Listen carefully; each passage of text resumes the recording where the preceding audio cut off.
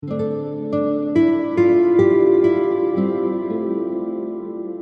voix des mots. Une fenêtre ouverte sur la beauté. Dans la bibliothèque sonore de Voix de Paris. Une collection précieuse d'histoires et de livres audio. Radio Voix de Paris.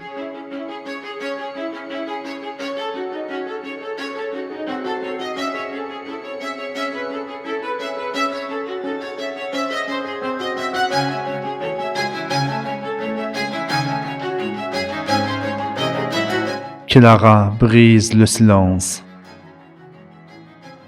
La 5e séance. Un miroir de la réalité.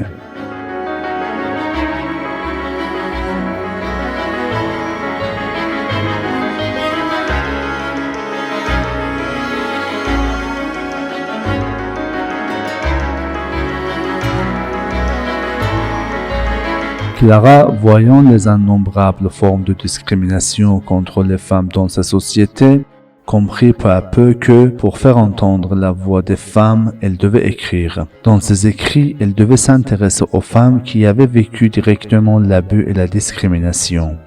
Un jour, sur le conseil d'un collègue, elle rencontra Caroline, une femme de 33 ans, travaillant dans une grande entreprise.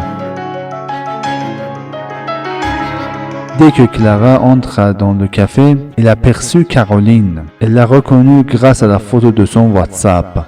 Caroline semblait très sûre d'elle. Dès qu'elle s'assirent, Caroline commença à parler d'une voix ferme, sans aucune hésitation. Quand j'ai été confrontée pour la première fois au harcèlement dans mon bureau, j'ai réalisé que c'était quelque chose de très courant pour beaucoup de femmes. En voyant mes collègues féminines accepter ce genre de comportement et qu'aucune d'elles ne voulait en parler, j'ai compris que j'étais pas seule. Clara, en écoutant attentivement Caroline, demanda « Es-tu sûre que pour toutes tes collègues, cela se passe de la même manière ?»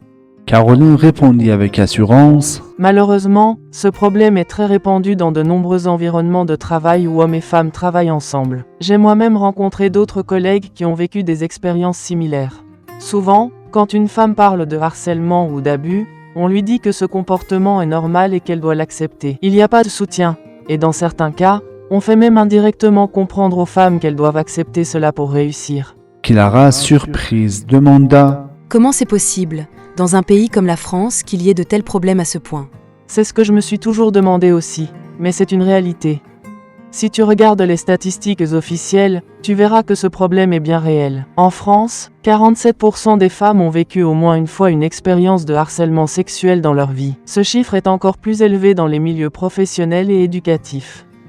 Quand je compare cela à ma propre expérience professionnelle, je constate que la situation est très similaire. En plus des agressions sexuelles, il y a récemment un rapport qui a révélé qu'il existe un écart de salaire de 22% en moyenne entre les hommes et les femmes. Que signifient ces chiffres ? Cela signifie une discrimination sexuelle extrêmement élevée dans cette société. Clara, choquée par ces statistiques, demanda « Comment pouvons-nous changer cette situation ? Est-ce que les femmes peuvent faire quelque chose pour changer cela ?» Caroline sourit et répondit avec assurance « Tout d'abord, nous devons élever la voix. Il ne faut pas laisser ces problèmes rester dans l'ombre. Si nous parlons clairement et sortons du silence, peut-être pourrons-nous finalement exercer une pression pour changer les choses. » Clara, les yeux brillants, répondit « C'est vrai. Je vais inclure ces statistiques et les expériences des femmes dans mon article. C'est le début. »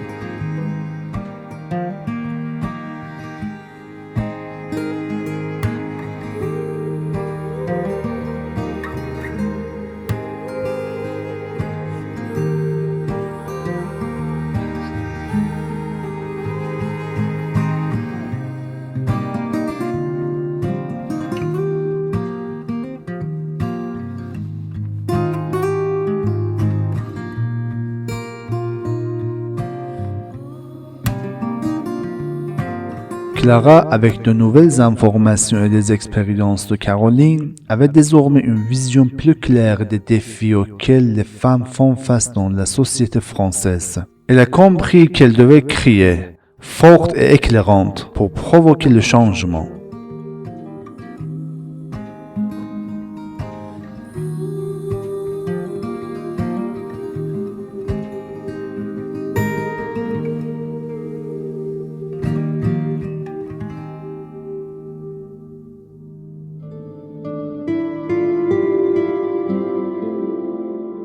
La voix des mots. Une fenêtre ouverte sur la beauté. Dans la bibliothèque sonore de Voix de Paris. Une collection précieuse d'histoires et de livres audio.